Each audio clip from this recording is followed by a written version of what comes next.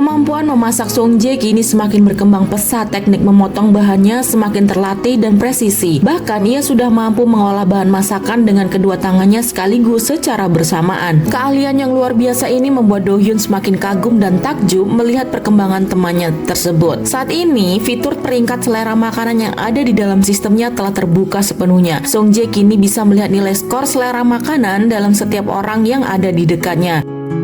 Semakin banyak jumlah bintang yang muncul di atas kepala seseorang, berarti orang tersebut memiliki standar rasa yang sangat tinggi, kritis, dan sangat selektif dalam menilai kelezatan sebuah hidangan.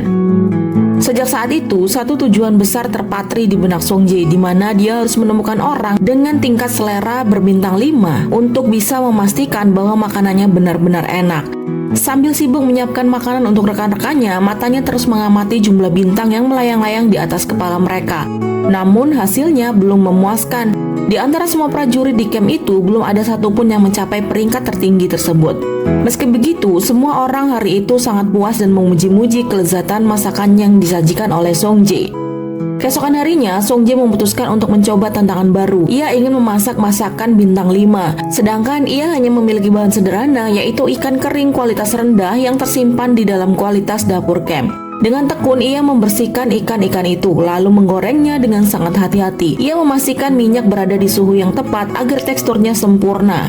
Tak berhenti di situ, ia juga meracik saus siraman khusus untuk disajikan di atas ikan goreng tersebut.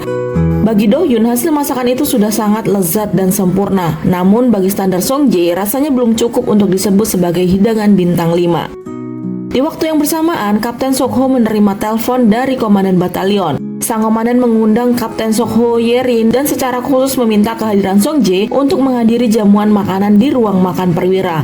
Di sana akan berkumpul para koki kelas atas yang biasa memasak di hotel bintang 5. Selain itu, mereka juga meminta Song Jae untuk bisa memasak untuk mereka, karena mereka penasaran dengan kabar yang beredar luas tentang keahlian luar biasa Song Jae yang selalu mendapat pujian tentang masakannya. Mereka ingin merasakan langsung seberapa lezatnya masakan Song Jae. Malam itu juga mereka bertiga berangkat menuju lokasi. Tak lupa Song Jae membawa pisau andalannya, yaitu pisau mawar. Sebelum tiba, Kapten Sok Ho mengingatkannya dengan serius. Ia mengingatkan Song Jae untuk membuat hidangan yang benar-benar lezat dan berkesan, karena mereka semua adalah orang-orang yang paham betul soal rasa dan mereka semua adalah atasan mereka. Sesampainya di sana, kedatangan mereka disambut langsung oleh Komandan Batalion dan juga Komandan Resimen. Saat bertatapan, mata Song Jae langsung kaget, di mana di atas kepala Komandan Resimen jelas terlihat tingkat selera bintang 5. Akhirnya ia bertemu dengan orang yang selama ini ia cari, seseorang yang memiliki selera tinggi dan mampu menilai rasa yang berbeda dari orang yang biasa. Song Jae pun segera masuk ke area dapur. Suasana di sana sangat sibuk, penuh dengan koki-koki profesional yang fokus pada tugasnya masing-masing. Namun, sikap kepala koki di sana terlihat cukup ketus dan meremehkan saat menatap Song Jae. Anehnya, Song Jae sama sekali tidak bisa melihat peringkat selera milik si kepala koki tersebut. Sang kepala koki mempersilahkan Song Jae untuk masak di dapurnya, asalkan dia tidak berisik dan tidak menghalangi jalan mereka. Song Jae merasa sangat canggung dan bingung berada di tengah para koki profesional tersebut. Beberapa kali ia tanpa sengaja membuat para koki lain kesal karena dianggap terlalu berisik ataupun menghalangi pergerakan mereka.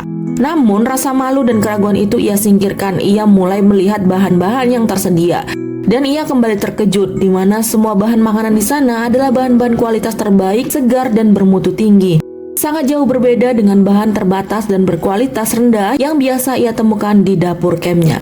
Song Jae memutuskan untuk memasak capcay. Ia mulai meracik dan mengolah setiap bahan dengan sangat teliti dan penuh perhitungan. Beberapa kali ia mencoba mencicipi hasil makanannya, namun rasanya belum sampai ke titik yang ia inginkan.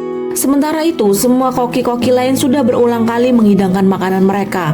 Dan setiap suapan yang disantap para tamu selalu membuat mereka berdecak kagum, sehingga membuat mereka memujinya, termasuk Komandan Resimen yang sangat kritis itu. Berbeda dengan yang lain, Song Jae masih sibuk di balik kompor. Ia terus mencari rasa terbaiknya tanpa lelah ataupun tanpa menyerah. Berkali-kali ia merebus bihun, berkali-kali pula ia menumis ulang bahannya. Namun hingga hidangan penutup mulai disajikan ke meja para tamu, Song Jae masih belum menemukan rasa yang pas dan sempurna itu. Ia hampir putus asa. Dengan sisa harapan, ia mendekati sang kepala koki dan meminta saran.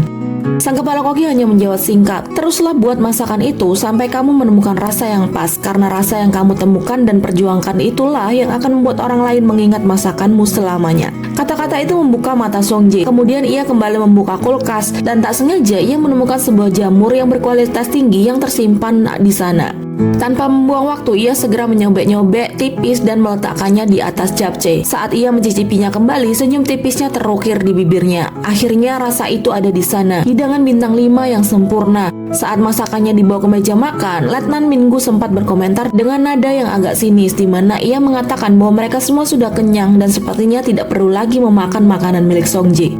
Namun, sang komandan resimen mengatakan bahwa mereka tetap harus memakannya karena itu sudah dibuat.